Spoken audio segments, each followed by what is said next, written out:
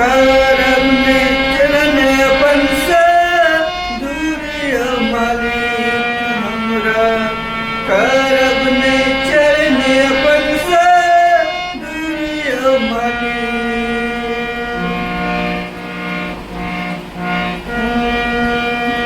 लाहक बन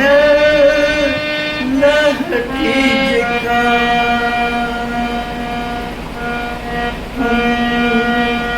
रस्ता भटक कोसी जका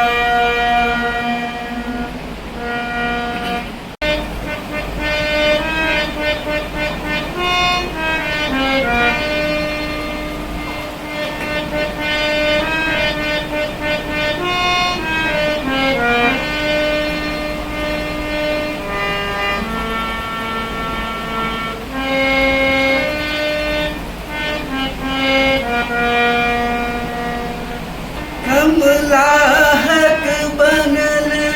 लहठी जका हम रस्ता भटकल कोसी जका हम रस्ता भटकल